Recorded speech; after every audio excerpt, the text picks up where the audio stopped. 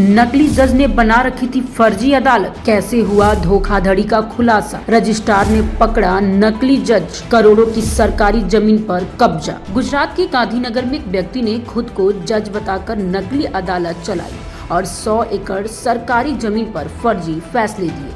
आरोपी का नाम मॉरिस सैमुअल बताया गया है।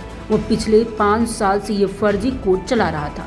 मॉरिस सैमुअल ने गांधीनगर में एक फर्जी ट्रिब्यूनल बना रखा था। वो खुद को इसका जज बताता था और अपने कार्यालय में अदालत जैसा माहौल बनाकर विवादित मामले में फैसले देता था।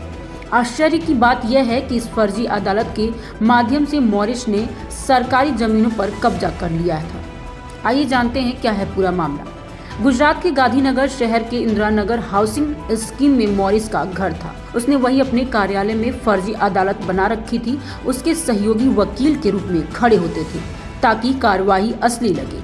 वह उन लोगों को निशाना बनाता था जिनके जमीन के मामले सिविल कोर्ट में लंबित होते थे। वह अपने ग्राहकों से कुछ रकम फीस के रूप में लेता था और खुद को अदालत द्वारा नियुक्त मध्यस्थ बताता था। 2019 में एक मामले में मॉरिस ने अपने ग्राहक के पक्ष में सरकारी जमीन के मामले में फैसला दिया।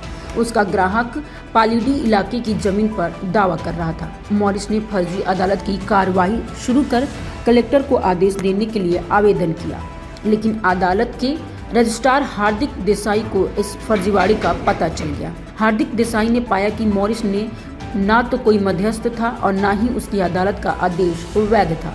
उन्होंने तुरंत करंजा पुलिस स्टेशन में शिकायत दर्ज कराई।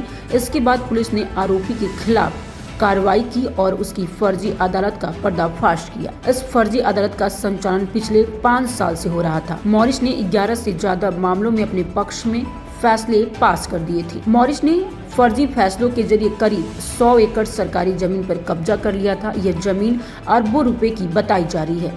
उसने खुद को सरकारी मध्यस्थ बताते हुए कई लोगों से पैसे वसूले और उनके मामलों को सुलझाने का दावा किया। इस धोखाधड़ी का खुलासा अहमदाबाद पुलिस ने किया और आरोपी मॉरिस को गिरफ्तार कर लिया गया है। साथ ही पुलिस अब इस मामले की और गहराई से जांच कर रही है।